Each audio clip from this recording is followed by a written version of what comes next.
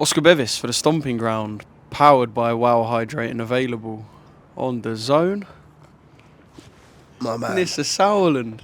Thank you for mate? inviting me into your house. I know it's not the first time, but I think it's always nice to say Always thank welcome. Always welcome. Thank you you, always raid the liquor drawer as well. So yeah, you're welcome to that. Well, can I just say, before move the mic up a little bit, just so we can hear. Not that I want people to hear that bit. No. So you said I raided the liquor drawer. I've come in. Said, do you want a drink? I'm like, yeah, of course. So it's Friday. I'll have an alcoholic drink. You have poured me, and this was your wife said this, 5 shots of gin. I've lost gone, let's touch. have a I don't drink. G&T. I've lost a bit of touch, mate. I don't know what And then she got the measuring cup out. I've poured you the rest in there now behind her back, so you should be sorted for the night. I'm absolutely steaming. Yeah, Doing nice this interview, little I'm buzz. absolutely Get lit. I'll out be on heading a over to the pub. Was it Friday, 8 o'clock? Perfect. I'm hoping we can wrap this up nice and quick. Yeah. Fuck Don't worry, off we out don't if even I'm do it. It's fine. I've got nothing interesting to say anyway. You must be buzzing, by the way. Yeah. Tottenham. It's just funny. Right? The irony is that Arsenal are now Spursy. That is ironic, right? I'm using the word correctly. Night on Wednesday night. Oh, It was a mate, proper good hate watch. It was enjoyable. mate, it was so good. It was so good because it took all the pressure off last night. But yeah, I'll be in Bilbao for the final, definitely. Can you imagine we get to Champions League after losing 20 games in one season? It is funny that either you or Unbelievable. United will make the Champions League. I know. After Our having worst two of your seasons worst ever, domestic seasons ever. Yeah. Let's and see. as much as I need United to win because I don't want you to win anything. Yeah.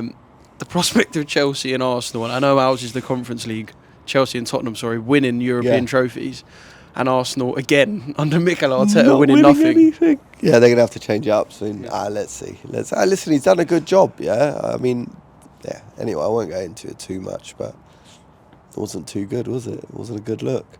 Do you like Ange? I love Ange, but I'd love to have him for dinner. I'm not sure if I want him as my coach anymore. I think if he wins, then it's, what do the board do? I don't know. It's our best season for a long time, but it's a hard decision to make, yeah. So the open offer is there for him to come for dinner. Yeah. But you're not sure whether. No. Well, we'll see after. Let me know in 2 weeks' the time. dinner. After the dinner, we can talk business, and I might decide if he has a job or not. Misfits? Oh, he'd be brilliant at Misfits. He'd be brilliant. He's like I'll knock you out, mate. Yeah, he's like an Aussie sort of brawler. He'd be a good one for dinner. Well, I will say. Misfits. Sorry, I'm congratulations. But I hope that you get beat in. Yeah. Apologies. Even if it means that Chelsea Mason Mount has to lift some form of trophy for United. Mason Mount. Sometimes you've got to suck it up. Yeah, it's the biggest waste of money ever. You guys must be laughing, man. Laughed all the way to the bank.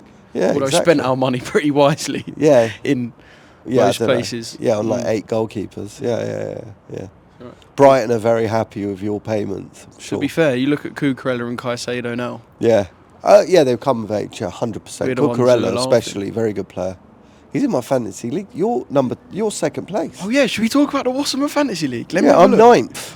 But don't forget, this is my first season I've ever done it. Yeah. Are you trying? How long's fantasy league ever been going for? Like 30 years. Yeah, a long time. This is the first time I have ever done it because me and my brother always had a pact. We're never going to do it because it would mean us putting Arsenal or Chelsea players in. So little did I know, my brother set one up with his son, and he's got Arsenal and Chelsea players in. I'm like, I'm getting involved, man. So I'm flying now. I'll be honest, it used to piss me off when some of my family or friends who are big Chelsea would celebrate other goals in relation to fantasy. So I never really backed it. But it's not. if we look good. at the Wasserman League, it's good for rivalry, but it's not. You know what? I'm jumping on the bandwagon. You're 9th, yeah. Yeah, you're second. Keeping track then. You're second. I'm second. Yeah, you're second behind Mitchell Sherrard. Mitchell Sherrard top. DAZN's Joe Hackney number 4. Mitchell Sherrard works for me, and I have bet him 50 quid that he won't get in this cardboard box in my office, and he's not doing it. So, yeah, it's going to be one for the Wasserman's Summer Olympics. Box. Yeah. I was just I dared him because he's sort of perfect size for it, and he says he can get in. I'm like 50 quid says you won't, and he hasn't proved me wrong yet. So no 50 quid. Well, if I come to HQ next time and you ask me to get to- into a box for 50 quid, I will be doing that. Yeah, exactly. Who else is in the league? We Easy got money. Charlie Parsons, 12. I reckon. Should I have a look at his Parsons. team? No, there's a couple of injuries now. I was wondering if some people just kind of swerve it after a while. Oh my God. Do you know who's bottom?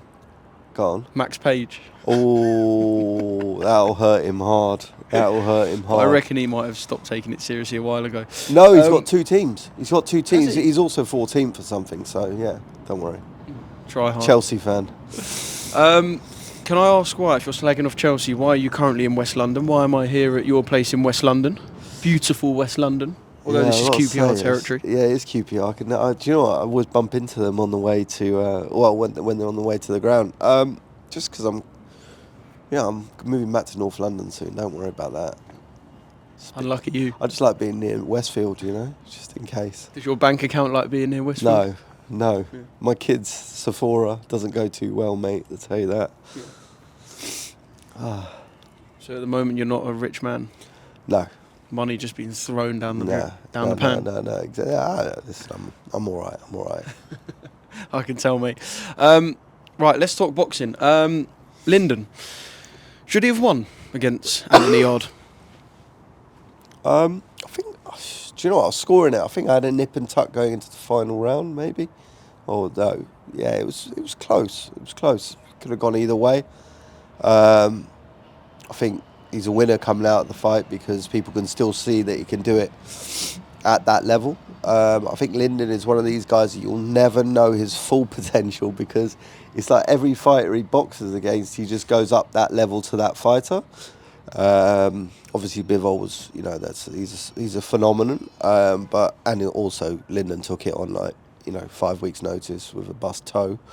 But listen, Lyndon's still got a lot more to give, I think, in the light heavyweights, which, him against, I don't know, Ben Whittaker at some point in the future. There's a lot of fights out there. Scottish fella, always forget his name, fucking gone. Scottish guy. Mate, help me, man. Scottish guy? My brain's gone. No, Scottish guy who was a golden boy for a bit, I think. He was in the US, then he's come back here, lost one fight, then did he fight Boazzi at Wembley Stadium? He fought Boazzi at Wembley Stadium. Not Willie? No. Willie Hutchinson? Willie Hutchinson. I was going to say Willie. Yeah, Willie Hutchinson. Is it bad that I don't think of him as a Scot? He's Scottish. I know. He is. Yeah, I know he is, but I don't think of Willie him as a Scot. Hutch trained, man. Yeah, there you go. I'm sorry. I just literally can't remember my kids' names anymore, so forgive me if I forget. I just heard you in there calling Thing 1 and Thing 2. So. Yeah, just come on. Yeah. But, there's a lot of good fights out there, yeah. Boazzi, coming off a loss, there's a few decent fights for Lyndon out there. So, look, I think he's having a rest, see what he wants to do next. I know, obviously, on a night like Eubank-Benn, things turn over so quickly and it kind of goes, the fight happens and then there's another fight and then there's another music fight. and it just, fight. you kind of don't end up focusing on what happens below Eubank and Ben because that is the story. I just didn't feel like there was much of an uproar from either Team Lyndon about the defeat when, I was looking online and I think there were a lot of people who would have said that Lyndon won the fight. I think it was a close fight. It could have gone either way. I think I think they've done it enough times, those two, that there was. Like Pat as well, was trainer. He knows. Yeah, he's not shouting about. It was one of those fights that if Yard gets it, if he gets it, if it's a draw, maybe it would have been the fair result. But I don't think you can argue either way. It depends also. Just judges need to. They all have these different ways of scoring. Everyone needs to be aligned on it. What did the AI judge say? Was there an AI judge for that one? I don't think there was an AI judge. I've just started using ChatGPT. Have you? Oh my God. like, I wish I'd known that before. It's quality, isn't it? It's unbelievable. I wish I had it when I was at uni. I know that makes me sound I really sent old. love I'm not letters really to old. my wife, and she's like, "Oh my God, this guy is You're a real poet. Yeah, this guy. You're a real poet. Yeah, no. I've even You're like, it's actually computer generated, mate, but you don't need to know that. All the kids' homework is just so easy now. Like ChatGPT, I'm on the premium one now. The premium's different level, yeah? It's literally drafts it. Is it like a personal touch? So it doesn't sound like or address you like a robot? Yeah. You need to just copy and paste it into your notes and just adjust a few words, and you're sorted, mate. Look at that. You're getting stuck into that, aren't you? Stuck into the gin and tonic off camera. Stuck into the G&T. You drawing up AI contracts or sending fighters AI messages to try and lure them to Wasserman? Yeah, no, we're using like AI Instagram models. Yeah. I mean, some of them, like. Is this where this? I don't know. Like you go on, on that search thing on Instagram, it goes. Like my one's just full of Instagram like influencers and stuff, and I'm like, which ones are real now? Like they just because also they use those the shings and filters. It is mad because there are a lot of things that I feel like I could probably dupe my parents with who are 60 years old, and pretend they're real when they're not. Like it's. Yeah, but does it say generated with AI? Is that a law? Like like some people say. Are you saying is it meant to say generated? Yeah, like a legal. So yeah, sorry, I'm going off track here, mate. But anyway, AI. The main headline is Nisse Sauerland looks at AI Instagram models, and they're unbelievable. Right, the main event at Tottenham a couple of weeks ago. Surely I don't think anyone expected the fight that we got. I mean, are you going to tell me you did? I didn't expect it to be such a show of heart, guts. Yeah, it was honestly, it was an unbelievable fight. Credit to both guys. They put on a brilliant spectacle. I think when after all the sort of the glitz and glamour is the end. Junior's a middleweight and Conor's a welterweight. So for me, Conor, it was unbelievable. I honestly thought the first time they were meant to fight, I thought it was light work, isn't it? You thought it was a given that. Yeah, I thought 6-7 rounds, Junior wins. And I mean, Junior hit him with everything, and he just kept coming. Obviously, Junior got hit with everything as well, but it's Conor's coming up in weight. So yeah, I mean, maybe it just shows that our weight classes are too small. Maybe we need to go back to the 70s or 80s when the weight classes. So there's quite a few times where there were 8 weight classes, or like MMA does with wider weight categories. I don't know, but it just shows that they're pretty much on an equal playing field. I don't know whether that's because Junior's maybe he's a bit older now. I don't know, or just maybe took it for granted that he could beat him very easily, or Conor just fought the fight of his life, and I think I'd like to, credit Conor with wow, what a warrior, but Junior as well, of course, it was a brilliant fight. I didn't expect it to be so good. Does it say a lot about the reception that we saw Conor get in New York? We spoke off camera about the fights we saw over the weekend, and the entertainment factor wasn't quite there in some of them fights, in most of them fights. But you see Conor, who was the loser over 12 rounds, yet he got a response in New York as if he was a newly crowned world champion. People want to see entertainment. Yeah, I agree. With that, all of that. I mean, the fights of the weekend were just. I mean, Canelo. Canelo's Canelo. Canelo wanted to tear up. Yeah, so it's not his fault. The skull was on his. He was fighting a Cuban who was light-footed and was knows how to defend and run. The other guys, they should take a leaf out of Conor's book. I get there is sweet science, but there's also fighting, so you need to have the perfect combination. Yeah, maybe Conor's fight was too much of fighting, not enough of sweet science. Yeah, but he deserves it. He deserves every accolade for that. Yeah. What did you make of the videos that we saw Eubank put up of his weight cut? Now, I spoke to Eddie, I would say 2 or 3 hours after the kind of, what's the word, the furore that we saw where there was people trying to get in the room and Eubank missed weight, and then he was put these videos up, and I spoke to Eddie after that and he said, you've seen it, so it looks bad, but this isn't uncommon. What did you make of Eubank posting them videos where he looked like he was, you know, really shelling himself to make weight, which obviously he didn't in the end. No, I think it was. But Eddie did say that that's, look, that's part and parcel of the game. And I was near Liam Smith who said, look, I've had to do said things before to make weight, which you might be uncomfortable seeing. I think that the whole... Junior's always made 160 very comfortably. He is getting older now. But not to make that, what was it, 28 grams or something, yeah?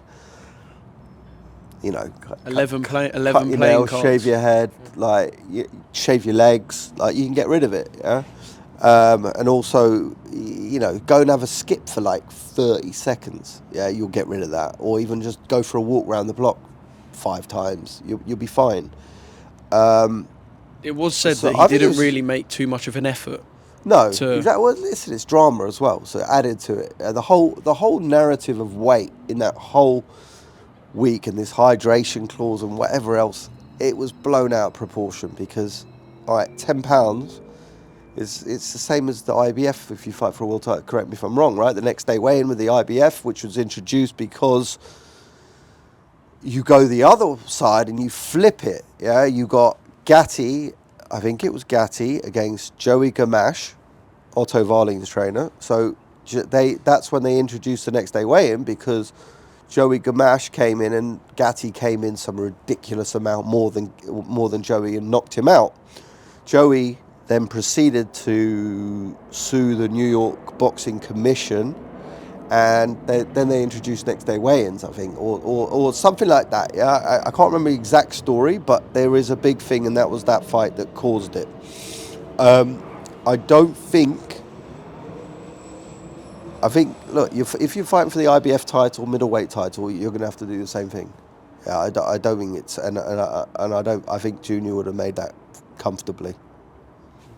Also, when was the next day weigh-in? 9 a.m. Oh, listen, I think I'm a fighter, but I'm not a fighter. Yeah, making weight is, I can't say, but you've got the whole day, you've got the whole night. You know you lose a kilo overnight anyway, yeah? So you've got 4 kilos to sort of play with, maybe around that, yeah? I mean, what are you going to eat? A horse? Yeah, it's hard to put that on anyway. I think it's blown out of proportion. It created a great narrative, and yeah, it added to the show. It added to the spectacle. It added to the movie script, you know. You talk about the narrative and the storyline. It did seem like, I know it concluded obviously with a brilliant fight, and that kind of was the cherry on top. The whole narrative was perfect.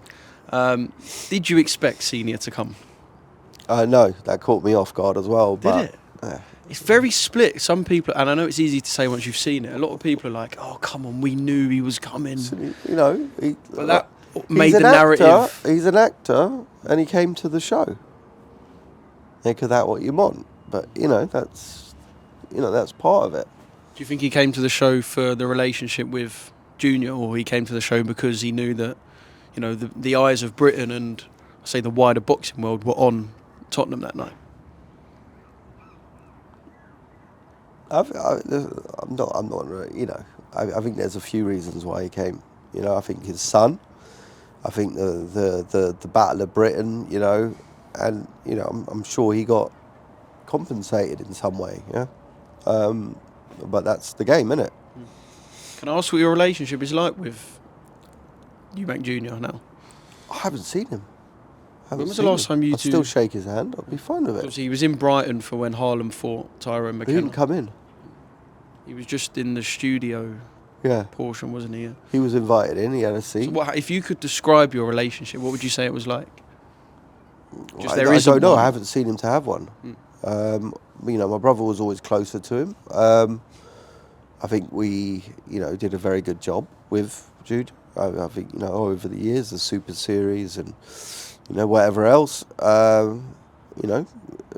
we walked away, all of us happy, Obviously, he did the press conference, which, you know, if I'm honest, I don't think it was so much him. I think it could have been parties around him that sort of, you know, put those sort of words in his head. I like to think that he doesn't think think my brother is a scumbag. I hope not, because, you know, we work well together. But I've been around boxing long enough, and, you know, listen, we're everyone, you know, you just get along. It's too small a world to not get along. If I saw him in the street, I'd shake his hand. You know, hopefully he'd shake mine. What about the dealings you've had with Senior? Because he is more involved now, obviously, with Harlem. We see him in the ring. We see him holding that. I think, was it IBF International European that he's got? We see him in the pictures. That was at IBF Intercontinental. Thank you very much. Intercontinental. Apologies. As commentator to the undercard, I should have known that. Fucking hell, yeah. But obviously the dealings with Senior, you know, he deals more heavily in Harlem's career. What are your dealings like with Senior? Yeah, listen, Senior's a great showman. You know, you see when he does an interview, and yeah, he brings show business to the game, and you know, I think he's helped Harlem on the PR side immensely, and also with the self-belief as well.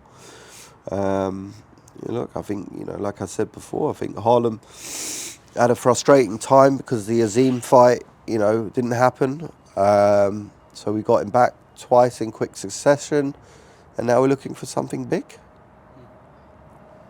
Yeah, in terms of Senior and kind of the relationship side of boxing, it's weird because I don't know. Have you seen the Stephen Bartlett, Chris Eubank Jr. No. What the self-made billionaire guy? So he speaks at one point about the situation where obviously Frank Smith is technically a brother-in-law, because of his relationship with Chris's sister, and there being, I don't know, cross wires, and how he kind of finds it difficult. And then you've got the involvement of Senior. How in boxing do you deal with that? Because I know obviously you and your brother have been running kind of your own empire, but it must be difficult. You've got Chris Eubank Jr., whose sister is in a relationship with, you know, Frank Smith of Matchroom Boxing. Yeah. There's a lot of ties. I mean, the thing is only like, in boxing does it seem that would... I think Frank is the most pragmatic guy in boxing, and if anyone can deal with it, he can. I don't know how he does it, and we joke about it, you know, not in a nice way, like, you know, Christmas dinner's going to be awkward sort of thing. But listen, like I said, Frank is he's a diamond. He's a joy to work with, man of his word, and yeah, look, I you can't ask him, mate. I don't, you know, and they've got a lovely relationship as far as I can see, you know. So I don't think that's, you know, that's. Only in boxing though, like we've had the whole father-son only in boxing thing with Senior, and then it seems like only in boxing, I think, or maybe because we're in boxing does it feel like this, but only in boxing could there be like this whole bloodline story. That just it runs beyond Senior and Junior. But they are all like, you know, if you look, everyone roots for everyone in that family, which is nice, you know, even when they're not. You know, Junior turned up for Harlem. Senior turned up for Harlem. Maybe they weren't together, but they still turned up, which is nice. Did they speak that night? Because Harlem said that they were in the changing room together and they had some conversation. Obviously, he was warming up for the biggest fight of his career to date. Yeah, exactly. Do you know if they... I have no idea, mate. I don't know. I can't comment on that. I don't know. No idea. Honestly, I don't. You look at me like that. No, I have no idea. Sorry, I feel like I'm... No, the deal was done there. I don't know. No, I don't know. I feel like I didn't even know he was turning up. I was like, well, what's that Raw? And I feel awkward sitting this side of the camera and asking you questions that you're just like, I actually don't know. I really don't know. I wasn't there. Can you not give me some scoop? Oh, mate, I'll make it up if you want. That's it. Make it you'll up. end up getting Make sued. something crazy up. Yeah. Is he the biggest star? And I'll say, I know this is what Ben Shalom said. Is he the biggest active star in British boxing? So we'll take Tyson out, and I think for me, for a fighter to be considered inactive, you haven't fought for a year. Joshua Dubois was September. Joshua won't fight before September. Say aside from Joshua and Fury, is Chris Eubank Jr. the biggest star in British boxing, do you think?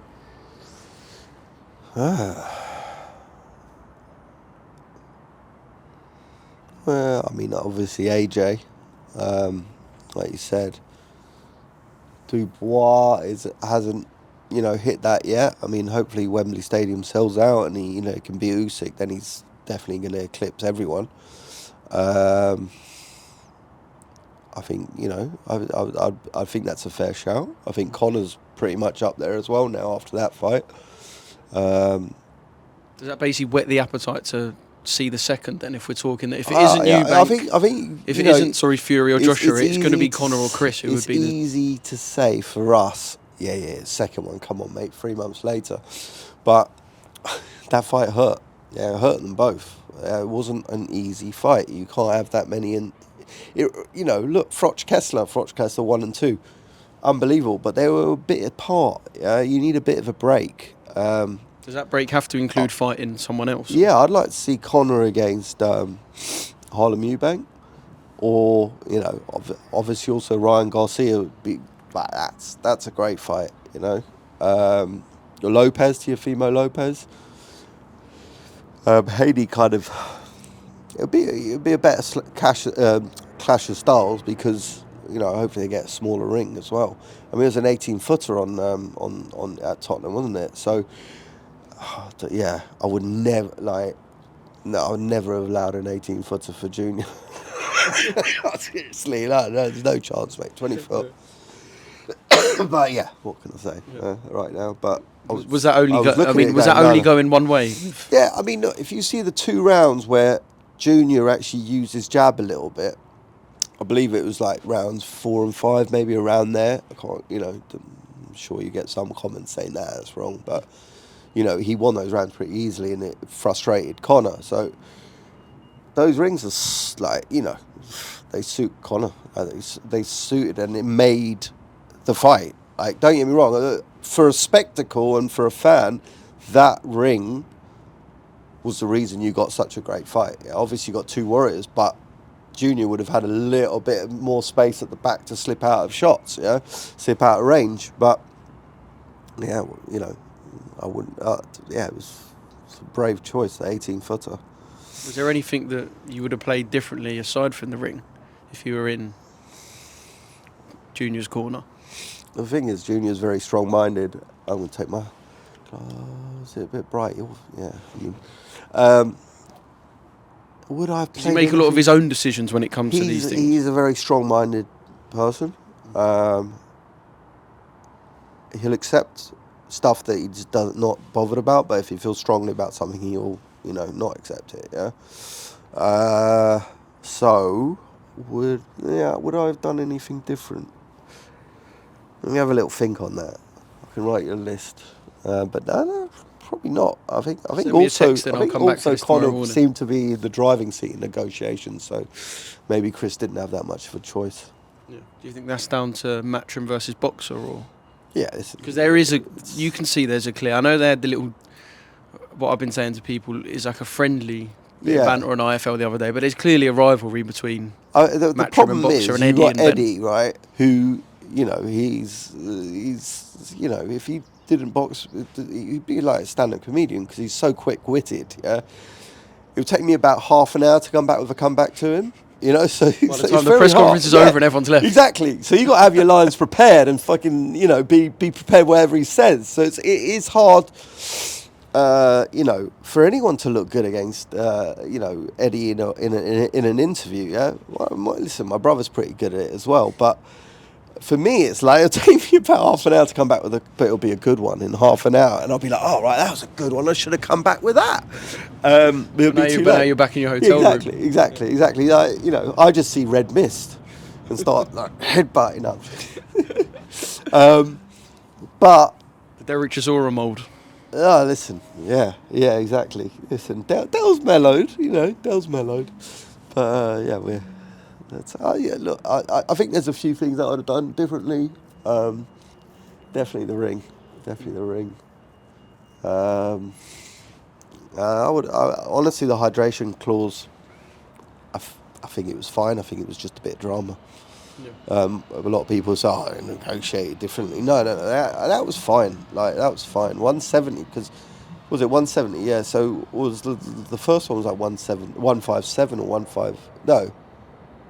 Wait. The first one was 157. Yeah, he had to make 157. He made it pretty easily. So I know he's a couple of years ago, and you pack on the pounds a bit more when you're older, but it's still, I still think he makes it quite easily.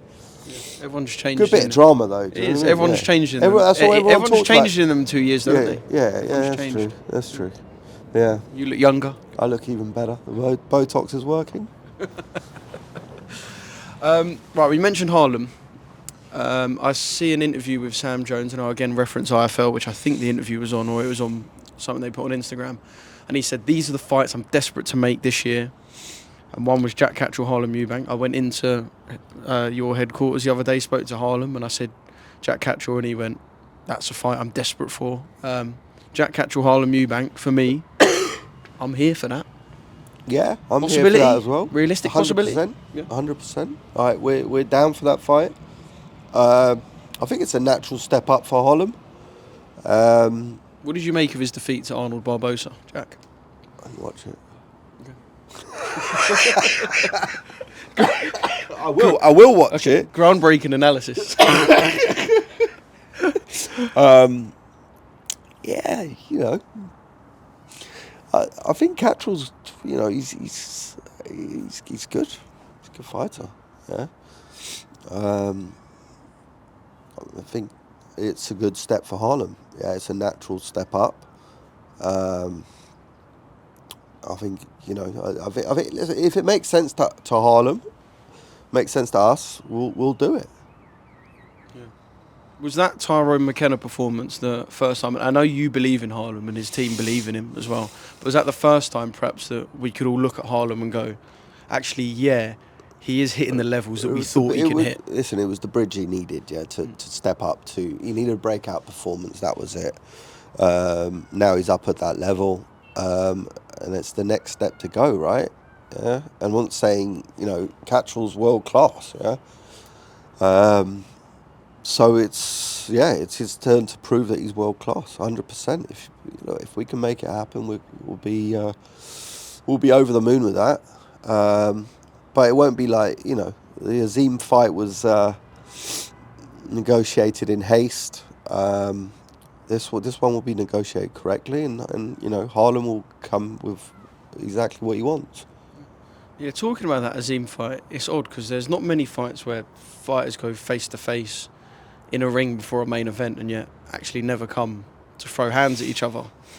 Does it kind of sit with you that, like, I guess it must. I can tell you one I did recently, but go on. No, I'm not going to. If you don't pull me up on it, I'm not going to say. Yeah. So there you go. I did one recently, and they didn't. But carry on. Yeah. Well, I did. And that fight was. No, Mick Conlon Lorente, EBU title. Yeah, it will happen. It will happen, but Mick. His hand. Hurt his hand a little bit. Because I know there was a rumour. There was a rumour date in August for a fight in Dublin for Mick. Yeah, it was June 6th. It was meant to be June 6th, but yeah, potentially Dublin. Yeah, potentially, yeah. Yeah. Well, no, it's just, I don't know if, especially Harlem as a fighter thinks, I've gone nose to nose with somebody on television, and yet we've never got the chance to fight. Like, does it sit incorrectly with a fighter? Because I think it's weird we've seen them go head to head and yet they haven't. You're asking the wrong person on this one, mate. It's bizarre.